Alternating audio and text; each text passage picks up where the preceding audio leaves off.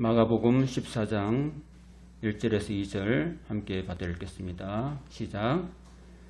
이틀이 지나면 유월절과 무교절이라 대제사장들과 서기관들이 예수를 흉계로 잡아 죽일 방도를 구하며 이르되 밀란이 날까 하노니 명절에는 하지 말자 하더라. 아멘.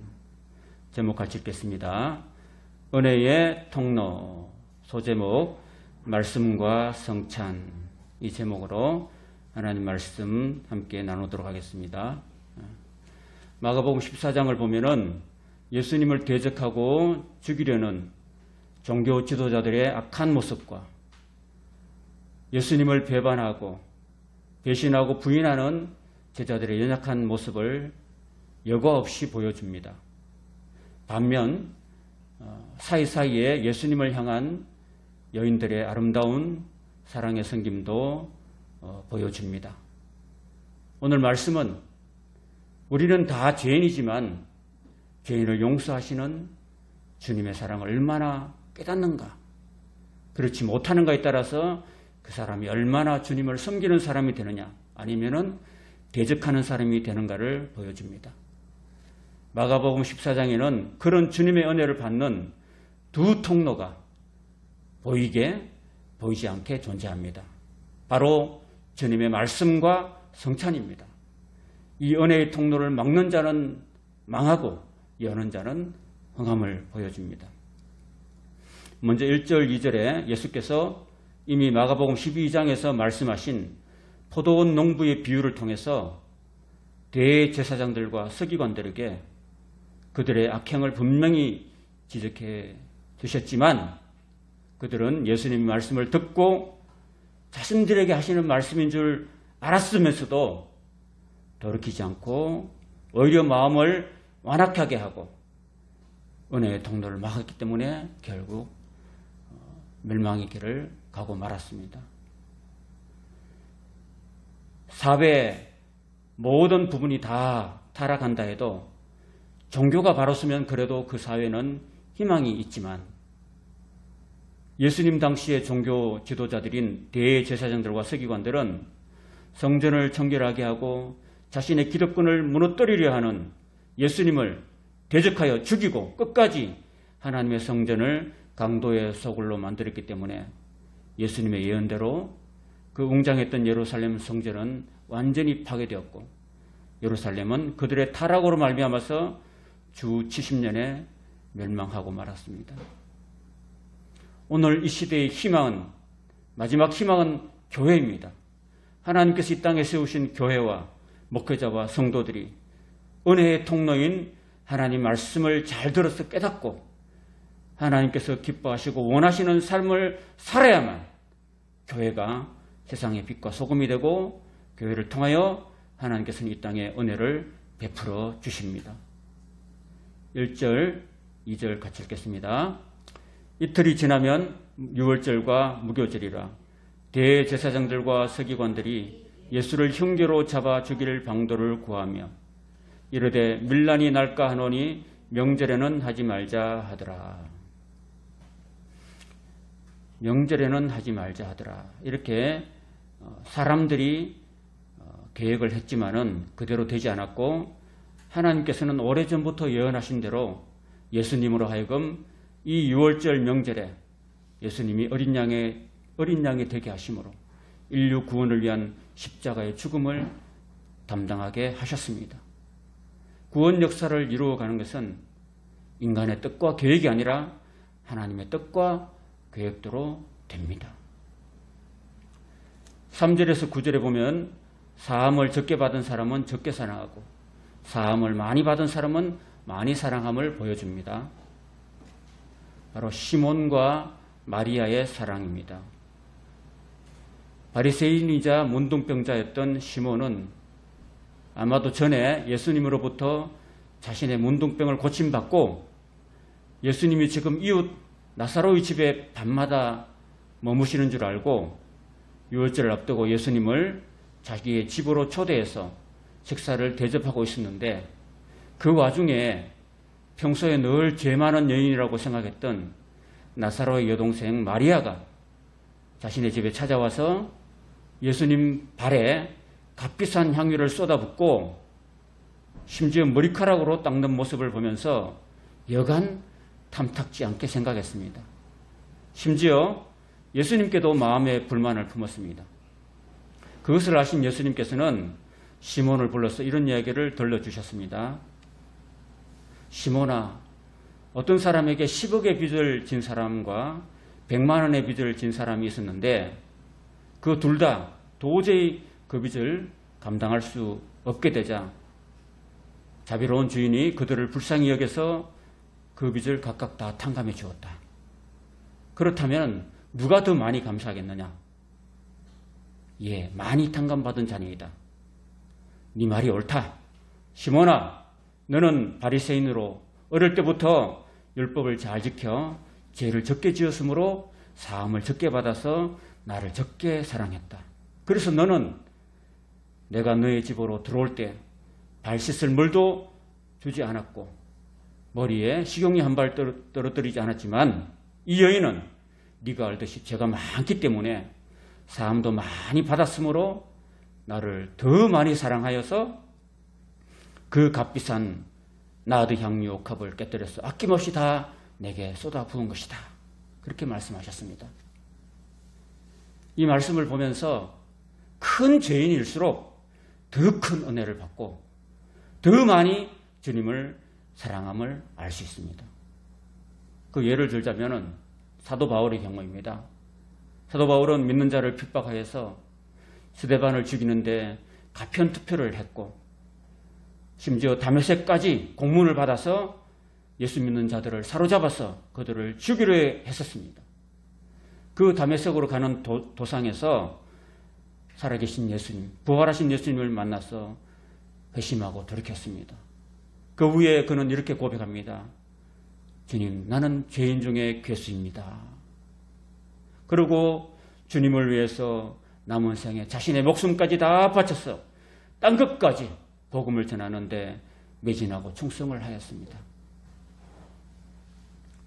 또 한 사람이 있는데 유명한 어메이징 그레이스의 나 같은 죄인 살리신 이 곡을 만든 찬송가 저자인 존 뉴턴은 처음에는 악랄한 노예 상인이었지만 그는 예수님을 만나고 회심한 후에 그의 삶을 다 들여서 나 같은 죄인 살리신 놀라운 주님의 은혜를 노래를 지어서 온 세상 사람들에게 전파하는 삶을 살았습니다.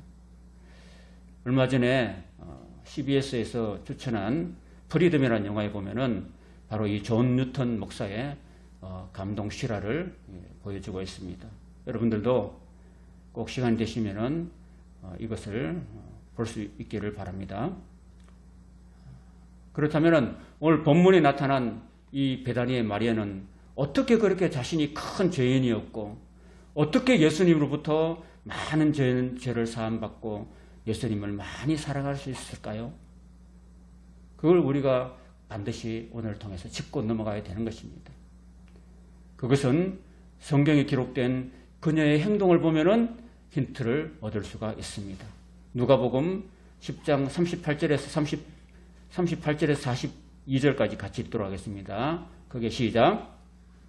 그들이 길 갈 때에 예수께서 한 마을에 들어가심에 마르다라 이름하는 한 여자가 자기 집으로 영접하더라. 그에게 마리아라 하는 동생이 있어 주의 발치에 앉아 그의 말씀을 듣더니 마르다는 준비하는 일이 많아 마음이 분주한지라. 예수께 나아가 이르되 주여 내 동생이 나 혼자 일하게 두는 것을 생각하지 아니하시나이까. 그를 명하사 나를 도와주소서. 주께서 대답하여 이르시되 마르다야 마르다야 내가 많은 일로 염려하고 근심하나 몇 가지만 하든지 혹은 한 가지만이라도 족하니라. 마리아는 이 좋은 편을 택하였으니 빼앗기지 아니하리라 하시니라.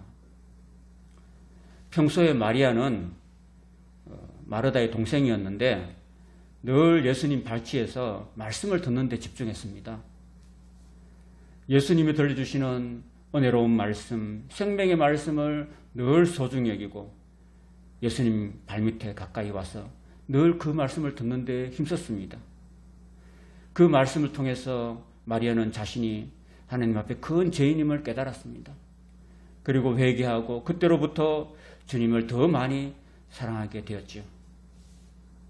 말씀 전하시는 예수님을 기쁘시게 하는 가장 좋은 방법 중에 하나는 바로 예수님께 언니처럼 음식 대접을 한 것도 좋지만은 그보다도 더 주님의 말씀을 잘 듣는 것이 최상의 방법이라는 것입니다. 왜냐하면은 주님의 말씀 속에 생명이 있고 사람을 구원으로 이끄는 은혜와 진리가 충만하고 말씀을 통해서 성령의 감동으로 하나님 우리를 얼마나 사랑하셨는가를 깨달을 수 있기 때문인 것입니다. 그것이 맛난 음식을 열심히 준비해서 예수님께 대접하는 것보다도 더 좋은 편을 택하는 것이라고 예수님이 말씀하고 계십니다. 말씀을 통하여 받은 은혜는 영원히 빼앗기지 않고 그렇게 은혜를 받은 사람이 주님을 더 많이 사랑할 수 있다는 말씀인 것입니다. 3절부터 살펴보겠습니다. 예수께서 베다니 나병 환자 시몬의 집에서 식사하실 때에 한 여자가, 이 한 여자가 바로 이름은 여기 등장하지 않지만은 누가복음이나 요한복음에 보면 이 여자가 바로 나사로의 여동생 베다니의 마리였다고 말하고 있습니다. 이 여자가 매우 값진 향유, 그 순전한 나드 한 옥합을 가지고 와서 그 옥합을 깨뜨려 예수의 머리에 부으니 어떤 사람들이 화를 내어서 서로 말하되 어찌하여 이 향유를 허비하는가? 이렇게 화를 내어서 서로 이렇게 향유를 허비하는가라고 여인을 책망한 사람은 제자들 중에서 특히 동계를 맡은 가룟 유다였습니다. 그는 이렇게 말하면서 마리아를 책망합니다. 이 향유를 300데나리온 이상에 팔아 가난한 자들에게 줄 수 있었겠도다 하며 그 여자를 책망했습니다. 여러분 300데나리온은 남자 장정의 1년 연봉에 해당합니다. 굉장히 큰 금액이라 할 수 있습니다. 이 가룟 유다가 한 말은 언뜻 들으면 맞는 말이기도 하겠지만은 요한복음에 의하면은 이 말을 한 가룟 유다가 실제 그 돈을 가난한 사람들에게 나눠주려고 하는 것이 아니라 그는 도적이라 그 돈을 돈께에서 훔쳐가기 위함이었다고 기록합니다. 그걸 보면 가룟 유다는 이렇게 거짓말로 사람들 앞에서 예수님 앞에서 속이고 또 속으로는 그 돈을 훔쳐가려고 했던 도둑이었다는 것입니다. 그러자 예수께서 이르시되 가만둬라. 너희가 어찌하여 그녀를 괴롭게 하느냐. 그녀가 내게 좋은 일을 하였다고 말씀하십니다. 예수님은 자신을 사랑하는 사람을 다른 사람 앞에서 이렇게 늘 변호하시는 분이십니다. 저와 여러분이 예수님을 사랑하며 살 때 세상에 어떤 사탄이 손가락질하고 욕을 해도 예수님은 우리의 참된 변호사가 되어주시는 것입니다. 가난한 자들은 항상 너희와 함께 있으니 아무 때라도 원하는 대로 도울 수 있지만 나는 너희와 함께 항상 있지 않는다. 이렇게 말씀하셨습니다. 이 말씀하신 이유가 뭐겠습니까? 제자들은 아직도 이틀 후면 스승이신 예수님이 십자가에 죽으실 것을 깨닫지 못하고 있었다는 것입니다. 죽음을 앞둔 자신에게 사랑의 향유를 다 쏟아부은 마리아를 변호하시면서 제자들에게 이런 말씀을 또다시 하시는 것은 이 여인이 자신의 죽음과 장례를 미리 준비했다고 하시면서 자신의 죽음을 제자들에게 또 한 번 더 알려주시는 그런 예수님의 마음인 것입니다. 마리아는 힘을 다해서 내 몸에 향유를 부어서 내 장례를 미리 준비하겠다고 말씀하십니다. 여기 나오는 향유, 나드 향유라는 것은요, 인도산 아주 값비싼 그런 향유입니다. 그 향유의 주요 용도는 한 3가지 정도인데, 첫째는 결혼하는 여성의 필수 집착물이라 할 수 있습니다. 첫날 밤에 그 향유를 신랑의 머리에 한 방울 톡 떨어뜨려서 우아한 그런 신혼 첫날 밤의 분위기를 연출할 수가 있는 것입니다. 두 번째는 귀한 손님이 집에 찾아왔을 때 그의 발에 한 방울 떨어뜨려서 냄새를 제거하고 그리고 향기롭게 한다는 것입니다. 마지막으로 주요한 용도 중 하나는 남편이 사망했을 때 그 남은 향유를 다 남편의 시신에 쏟아부었어. 시신을 닦았어. 미라로 싸서 그렇게 무덤에 영구 보관하는 용도가 되는 것입니다. 마리아가 예수님께 쏟아부은 그 향유는 바로 세 번째 의미처럼 마리아가 비록 예수님의 신랑은 아니었지만은 예수님을 마치 신랑처럼 진심으로 사랑해서 그렇게 한 것이었습니다. 그래서 예수님은 이 여인이 자기에게 좋은 일을 했다고 말씀하셨고 몸에 향유를 부어 닦은 행위는 내 장례를 위해서 미리 준비한 것이라고 말씀하신 것입니다. 물론 마리아는 그런 마음이 아니었다 할지라도 예수님은 그 여인의 귀한 사랑을 좋은 의미로 그렇게 받아주신 것입니다. 그러면서 이렇게 말씀하십니다. 내가 진실로 너희에게 이르노니 온 천하에 어디서든지 복음이 전파되는 곳에는 이 여자가 행한 일도 말하여 그를 기억하리라 하셨습니다. 이 여자가 행한 일이 바로 무엇입니까? 예수님으로부터 많은 용서를 받고 그만큼 많이 사랑했던 그런 일이었습니다. 이 내용은 사복음서에 다 기록되어 있을 만큼 굉장히 의미 있는 그런 중요한 사건입니다. 여러분, 지금도 예수님이 우리에게 진심으로 원하시는 것이 바로 이 마리아의 사랑입니다. 이 마리아만큼 주님을 사랑하는 표현을 그렇게 온전히 한 사람도 성경 어디에도 찾아보기 어렵습니다. 나중에 부활하신 예수님이 디바랴 바닷가로 제자들을 찾아가셨습니다. 그리고 자신을 3번이나 부인했던 시몬 베드로에게 이렇게 물어보십니다. 요한의 아들 시몬아, 네가 다른 사람들보다 나를 더 사랑하느냐? 이렇게 3번에 걸쳐 물어보셨던 것은 그만큼 하나님이신 예수님조차도 우리 인간들에게 사랑의 고백을 듣고 싶어 하셨던 것입니다. 저도 옛날에 이런 노래를 참 많이 불렀습니다. 제가 대구에 있을 때 청년회에서 간포라는 바닷가에 한번 야유회를 갔었는데 거기서 이 노래를 많이 불렀어요. 갈릴리 바닷가에서, 그때는 이제 갈릴리가 아니고 간포죠. 간포 바닷가에서 주님은 시몬에게 물으셨네. 이렇게 하면요, 우리 청년들 다 10명 앉아있으면 한 사람씩 다 대답하게 해요. 이렇게 사랑하는 시몬아, 넌 날 사랑하냐 하면은 그 청년이 주님 당신만이 아십니다. 이렇게 고백을 해보는 거죠. 한번 불러보겠습니다. 우리 옛날이 생각나네요. 우리 갈릴리 호숫가에서 한번 불러봅시다.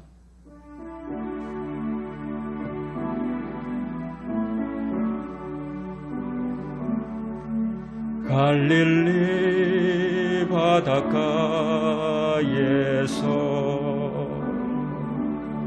주님은 시몬에게 물으셨네. 사랑하는 시몬아, 넌 날 사랑하느냐? 오 주님 당신만이 아십니다. 사마리아 우물가에서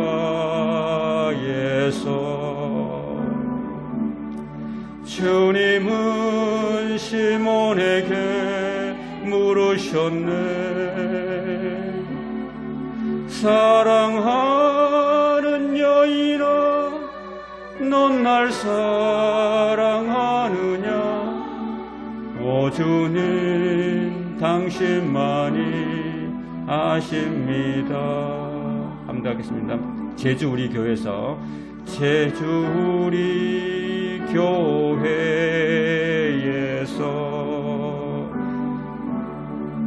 주님은 나에게 물으셨네. 자기 이름 붙입니다. 사랑하는 정우야, 넌 날 사랑하느냐? 오 주님 당신만이 아십니다. 베드로는 자기가 예수님을 3번씩이나 불렸기 때문에 예, 주님 사랑합니다 라고 고백조차 잘 못했어요. 주님이 아십니다 이렇게만 고백했죠. 결국 주님은 그 얘기 듣고 이제 성천하신 거죠. 자, 반대로 오늘 10절에서 11절에 보면은 3년이나 예수님을 따르던 제자 가룟 유다가 있었는데 당시에 대제사장들에게 가서 스승 예수님을 팔려고 하는 모습을 보여줍니다. 왜 그는 스승인 예수님을 팔려고 했을까요? 그 이유가 무엇일까요? 몇 가지로 생각해 보자면 처음부터 가룟 유다는 예수님을 따르는 의도가 순수하지 못했습니다. 일단 유다는 돈에 욕심이 많았어요. 요한의 말대로 그는 도적이라 돈께 있는 돈을 훔쳐가고 그건 그렇게 했다는 것입니다. 디모데 전서 6장 10절에 보면 돈을 사랑하는 것이 만악의 근원이라고 뿌리라고 이야기하고 있습니다. 돈과 하나님은 같이 겸하여 섬길 수 없는 거예요. 그리고 예수님을 이용해서 가룟 유다는 세상적인 권력을 취하려고 했습니다. 그런데 예수님이 십자가에 죽는다고 하니까 그 권력이라는 게 사라져 버리니까 자신의 그 뜻과 욕심을 이룰 수 없게 되자 스승을 배반한 거죠. 그리고 결정적인 사건은 바로 마리아의 향유 사건을 보면서 예수님께 더욱더 실망하고 스승을 파는 행동을 했던 것입니다. 두 번째 보자면은 3년 반이나 예수님을 따르면서도 예수님이 행하시는 많은 기적과 많은 말씀을 들었지만은, 경험했지만은, 정작 예수님이 누구신지를 잘 깨닫지 못했습니다. 그 이유가 뭘까요? 그런 말씀을 들으면서도, 기적을 보면서도 그의 마음이 콩밭에 가 있었기 때문이었습니다. 하나님 말씀을 순수한 마음으로 듣지 않고, 그저 어떻게 하면은 예수님으로부터 돈을 많이 훔쳐낼까? 어떻게 하면 예수님을 통해서 내가 높은 자리에 오를까? 그런 이유로 그는 은혜의 통로인 주님의 말씀에 집중하지 못했습니다. 그래서 주님의 은혜를 온전히 깨닫지 못하였고, 그럼 은혜를 못 깨닫으니까 결국은 믿음도 안 자라고 결국은 배신의 길로 가고 말았던 것입니다. 저와 여러분이 아무리 교회를 오래 다녀도 마리아처럼 말씀에 집중해야 되는데, 그래야 믿음이 자라고 하나님 은혜를 깨닫고 주님을 더 많이 사랑하게 되는데, 우리가 매주일마다 예배 드릴 때도 우리가 말씀에 집중해야 되는 이유가 여기 있습니다. 예배 시간에 집중하지 못하고 딴 생각하고 졸다가 주님의 은혜를 놓쳐버리면은 결국은 믿음이 자라는 게 없어요. 믿음이 자라는 게 없으면 아무런 영적인 열매도 맺을 수가 없는 것입니다. 구원의 열매도, 생명의 열매도, 전도의 열매도 맺을 수가 없는 것입니다. 그래서 결국은 가룟 유다처럼 있던 길로 가게 되고 결국은 생명에서 버림받고 마는 것입니다. 세 번째 이유는 끝까지 주님께서 말씀을 통해서 주시는 마지막 회개의 기회마저도 그는 다친 마음 때문에 그 회개를 하지 못했다는 것입니다. 그렇게 끝까지 회개를 하지 않게 되자 그 마음속에 사탄이 들어갔다는 것입니다. 결국 사탄이 유다를 조종해서 예수님을 배반하여 파는 악한 행동을 실행에 옮겼습니다. 누가복음 22장 3절에서 5절 동일구 병행구절에는 이렇게 말씀하십니다. 12 중에 하나인 가로신이라 하는 부르는 유다에게 사탄이 들어가니 이에 유다가 대제사장들과 성전 경비대장들에게 가서 예수를 넘겨줄 방도를 의논하며 그들이 기뻐하여 돈을 주기로 언약하는지라. 10절과 11절 보겠습니다. 12 중에 하나인 가룟 유다가 예수를 넘겨주려고 대제사장들에게 가매 그들이 듣고 기뻐하여 돈을 주기로 약속하니 유다가 예수를 어떻게 넘겨줄까 하고 그 기회를 찾더라. 모든 악한 일에는 더럽고 부정한 돈이 오가는 것을 볼 수 있습니다. 이어지는 12절에서 16절의 말씀을 보시면은 예수님을 섬긴 또 한 여성이 등장합니다. 예수님께 최후의 만찬 장소로 자신의 집을 제공한 사람이 있었는데 다른 복음서에 의하면 바로 마가복음을 기록한 마가 요한의 어머니였습니다. 예수님은 이 마가 요한의 어머니의 귀한 섬김에 대한 보답으로 그 집안을 믿음의 가문으로 세워주셨습니다. 그리고 그 아들 마가와 그 마가의 외삼촌 바나바에게 함께 하셔서 초대교회의 귀한 믿음의 일꾼으로 세워주시고 하나님 나라를 위해서 귀하게 사용하셨습니다. 그 아들 마가 요한은 베드로의 수종자와 통역관 역할을 담당했고 이를 토대로 마가는 마가복음을 기록할 수가 있었습니다. 그리고 그의 외삼촌 바나바는 하나님으로부터 권위하는 은사를 받아서 초대교회 때 고난에 처한 많은 성도들을 위로하였습니다. 나아가서 당시 예수 믿는 자들을 핍박하다가 다메섹 도상에서 예수님을 만나 회심한 사도 바울을 믿어주고 예루살렘 교회에 소개시켜 주었으며 그와 함께 안디옥 교회에서 1년간 하나님의 말씀을 가르쳤고 그와 함께 성령님으로부터 제1차 선교여행의 동역자로 파송받아서 이방인에게 복음을 전하였습니다. 이렇게 하나님께서는 섬김의 그 집안을 믿음의 가문으로 귀하게 세워주시는 것을 볼 수 있습니다. 더 나아가서 마가 요한의 어머니는 예수님의 성천 후에도 자신의 그 집을 그 집안이 크기 때문에 넓은 2층 다락방이 있었는데 그 다락방을 120명의 문도들이 기도하는 처소로 제공하고 한 주일 동안 정성을 다해서 그들을 섬겼습니다. 여러분 120명이 한 집에 들어와서 일주일 내내 먹고 자고 해봐요. 얼마나 많은 그런 재정이 들어가겠습니까? 삼시세끼 밥을 먹여야 되죠. 재워드려야 되죠. 씻어야 되죠. 많은 노력과 정성이 들어가는 것입니다. 그러나 이 마가 요한의 어머니는 하나도 불평 없이 기쁨으로 그들을 섬겼습니다. 하나님께서는 바로 이 마가 요한의 집의 다락방에 모여서 기도하는 제자들에게 약속하신 성령을 충만하게 부어주셨습니다. 성령을 받은 제자들은 다 주님의 정인이 되었습니다. 하나님 나라의 복음이 이 예루살렘 마가의 다락방에서 시작하여서 땅 끝까지 이르러서 오늘 우리한테까지 온 것이고 앞으로도 온 땅에 복음이 확장되어 갈 것입니다. 마가 요한의 어머니는 아마도 평소에 주님의 말씀을 잘 듣고 은혜를 받았음이 분명합니다. 그러기에 예수님이 그녀의 집을 최후의 만찬 장소로 쓰시고자 하셨을 때에 기꺼이 허락했고 6월절 음식까지 제자들을 도와서 정성을 다해 준비해 드렸던 것입니다. 그 내용을 다시 살펴보겠습니다. 12절입니다.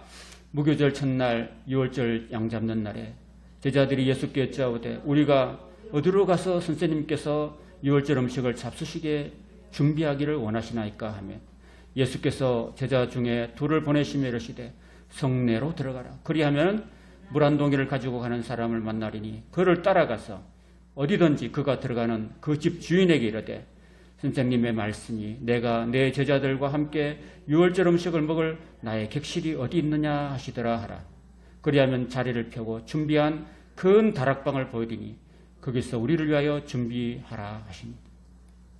당시 그 예루살렘 시내 안에 큰 다락방을 가지고 있었다면 마치 지금 서울 특별시 안에서 강남에서 큰 그런 큰 집을 소유하고 있는 것과 똑같은 거죠. 굉장히 부유했다고 볼 수 있습니다. 그런 부유했던 마가 요한의 어머니는 자신의 그 집을 넓은 공간을 주님을 위해서 내어드렸다는 것입니다. 지금도 가면은 마가 요한의 다락방을 예루살렘 시내에 들어가면 볼 수 있습니다. 이렇게 저도 오래전에 가본 적이 있는데 이런 마가 요한의 다락방에서 한 주 동안 120명의 문도들이 와서 정말 전심으로 기도해서 성령을 받은 그 장소가 바로 이 장소에 있습니다. 귀한 집이죠. 그죠? 제자들이 나가 성내로 들어가서 예수님께서 하시던 말씀대로 만나서 6월절 음식을 준비하니라. 제자들이 바쁘니까 사실 제자들이 음식을 준비했다고 하지만 실제로 준비한 것은 바로 이 마가 요한의 어머니라고 할 수 있습니다. 그 다음 이어지는 17절에서 21절에 보면은 가룟 유다가 나오는데 차라리 나지 않았다면 좋았을 사람이라고 말씀하십니다. 나지 않았으면 좋을 사람이 세상에 있죠. 그죠? 그래서 지난 수요일에 잠깐 얘기를 나눴는데 이 애들이 히틀러라고 그러죠. 히틀러. 세상에 안 태어났으면 좋았을 사람 중에 한 사람. 그 다음에 김일성. 그럼 우리 영광이한테 물어보니까 이완용이라고 그래요. 우리 민족을 일본에게 팔아넘긴 그런 사람이잖아요. 주님은 가룟 유다에게 마지막까지 회개의 기회를 주셨잖아요. 그러나 그는 완악한 마음으로 끝내 거부하고 비참한 정보를 맞이했습니다. 그래서 예수님은 그에게 차라리 저는 나지 않았다면 좋을 뻔했다고 안타까워하셨습니다. 하나님은 가룟 유다뿐 아니라 죄인된 우리 모든 인생에게 지금도 회개의 기회를 주시고 계신 것입니다. 우리가 사는 인생의 시간이라는 것이 바로 하나님께서 우리에게 주시는 회개의 기회라는 것입니다. 무엇보다도 먼저 믿는 저와 여러분들에게 하나님 주신 인생이란 이런 의미가 있습니다. 바로 예수님을 불신자들에게 전하는 전도의 기회라는 것입니다. 왜냐하면 불신자들이 하나님께로 돌아온 길은 다른 데 있는 것이 아니라 전도의 미련한 것을 통해서만 가능하기 때문인 것입니다. 그래서 우리 보고 예수님을 전하라고 부탁하신 것입니다. 죽은 사람이 다시 살아 돌아와서 복음을 전할 수가 없는 것입니다. 그러므로 먼저 믿는 우리는 우리의 주변에 사랑하는 사람들을 위해서 기도하고 또 때를 얻든지 못 얻든지 그들이 듣든지 아니 듣든지 항상 예수님을 전하여서 한 영혼이라도 하나님께 돌아올 수 있도록 우리가 전해야 되는 것입니다. 그런데도 불구하고 우리가 안 전해서 그들이 지옥에 떨어진다면 그 책임은 우리한테 오는 것입니다. 그렇기 때문에 우리는 부득불 전도를 해야만 되는 것입니다. 그리고 전도에서 한 영혼이라도 회개하고 하나님께 돌아오기만 하면 그만큼 하나님께서는 기뻐하시고 그만큼 하늘나라의 귀한 상급을 우리에게 주시기 때문인 것입니다. 자, 여러분들이 먼저 믿었기 때문에 우리 이웃들의 우리 사랑하는 가족들과 또 친척들과 이웃들에게 복음을 전하는 삶, 그 삶을 그들을 위해서 기도하고 전하는 그 삶을 항상 끊이지 않고 이어갈 수 있기를 바랍니다. 저물매 그들 12를 데리고 나가서 다 앉아 먹을 때 예수께서 이르시되 내가 진실로 너희에게로 오노니 너희 중에 한 사람 곧 나와 함께 먹는 자가 나를 팔리라 하신대. 그들이 근심하며 하나씩 나는 아니지요 하고 말하기 시작하니 그들에게 이르시되 12 중에 하나 곧 나와 함께 그릇에 손을 넣는 자니라. 인자는 자기에게 기록된 대로 가거니와 인자를 파는 그 사람에게는 화가 있으리로다. 그 사람은 차라리 나지 아니하였다면 자기에게 좋을 뻔하였느니라 하시니라. 저와 여러분들은 이런 말씀을 듣지 않게 되기를 바랍니다. 요즘 생일 축하 노래를 왜 태어났니 그렇게 노래를 하는 사람이 있더라고요. 왜 태어났니. 우리 김미아 성도님께서 그 따님이 유재욱 씨죠. 따님이 이제 지난주에 출산했습니다. 따님이죠. 딸을 출산했죠. 아들입니까? 아이고 덕손남 하신 것을 축하드립니다. 예. 하나님 앞에 그 귀한 아들 축복의 인생이 되기를 바랍니다. 아멘. 예. 22절에서 25절 최후의 만찬이 나옵니다. 이거는 레오나르도 다빈치의 그 만찬의 그림이죠. 그들이 먹을 때 예수께서 떡을 가지사 축복하시고 떼어 제자들에게 주시며 이르시되 받으라 이것은 내 몸이니라 하시고 또 잔을 가지사 감사 기도하시고 그들에게 주시니 다 이를 마시며 이르시되 이것은 많은 사람을 위하여 흘리는 나의 피 곧 언약의 피니라. 진실로 너희에게로 오노니 내가 포도나무에서 난 것을 하나님 나라에서 새 것으로 마시는 날까지 다시 마시지 아니하리라 하시니라. 오늘 제목이 바로 은혜의 통로거든요. 은혜의 통로는 첫 번째 제가 말씀드린 것은 바로 말씀입니다. 말씀을 마리아처럼 잘 예수님 발치에 앉아서 기도하며 듣고 그 말씀을 깨닫고 그 말씀이 믿음이 되어서 그 말씀이 소망이 되고 그 말씀이 사랑이 되어서 예수님을 더욱 사랑할 수 있는 그런 사람이 되는가 반면에 또 하나 은혜의 통로는 바로 성찬입니다. 성찬.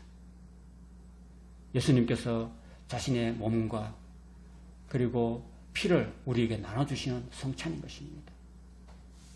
그 성찬을 통해서 우리는 하나님의 은혜에 참여할 수가 있는 것입니다. 여기서는 짧게 말했지만은 사실 요한복음 6장 53절에서 58절에 보면은 그 성찬의 의미를 예수님께서 우리에게 말씀해 주십니다. 요한복음 6장 53절에서 58절 읽어드리겠습니다. 예수께서 이르시되 내가 진실로 진실로 너희에게 이르노니 인자의 살을 먹지 아니하고 인자의 피를 마시지 아니하면 너희 속에 생명이 없느니라. 내 살을 먹고 내 피를 마시는 자는 영생을 가졌고 마지막 날에 내가 그를 다시 살리리니 내 살은 참된 양식이요 내 피는 참된 음료로다.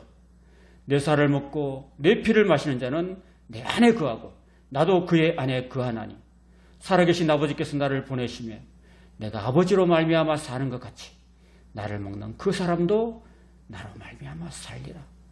이것은 하늘에서 내려온 떡이니 조상들이 먹고도 죽은 그것과 같지 아니하여 이 떡을 먹는 자는 영원히 살리라. 이 말씀 때문에 우리는 매주일 예배 때마다 성찬을 하는 것입니다. 사실 한 5년 전에 제주도 도교단 협의가 있는데 거기에서 결정한 게 뭐냐 하면 우리 매주일마다 우리 성찬을 나눕시다.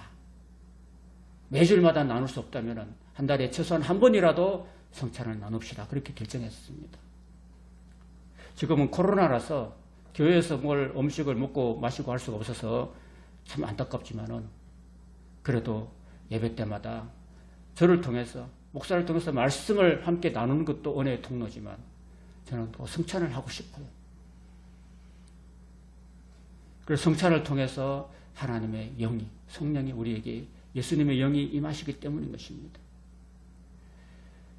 하나님의 은혜의 통로는 말씀과 더불어 이 성찬, 십자가의 의미를 우리에게 더욱더 잘 알려주는 이 성찬에 동참하는 것입니다. 단 성찬에 참여 조건이 있습니다.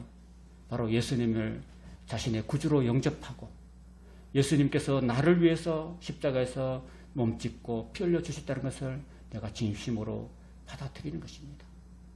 그렇게 고백하고 물세례를 받는 것입니다.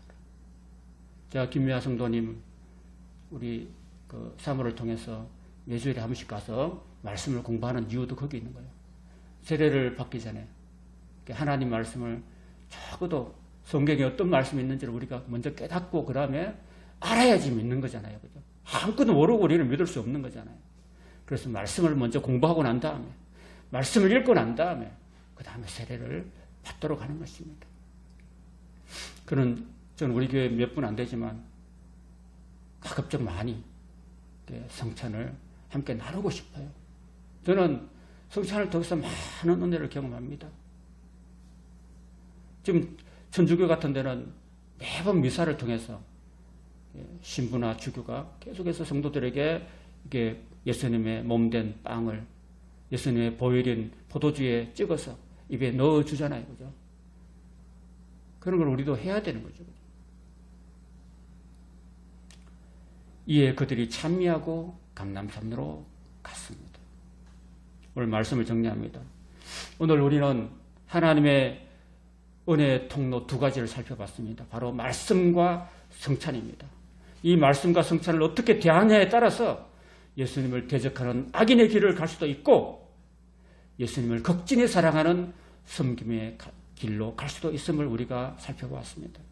오늘 저와 여러분은 하나님의 은혜의 통로인 말씀과 성찬의 소중함을 다시 한번 되새기고 더욱더 말씀과 성찬에 집중해서 하나님의 큰 사랑을 깨닫고 이전보다 더 주님을 사랑하고 섬김으로 하나님을 기쁘시게 하고 하나님께 은혜 받고 쓰임받는 복된 인생이 되시기를 예수님의 이름으로 축원합니다.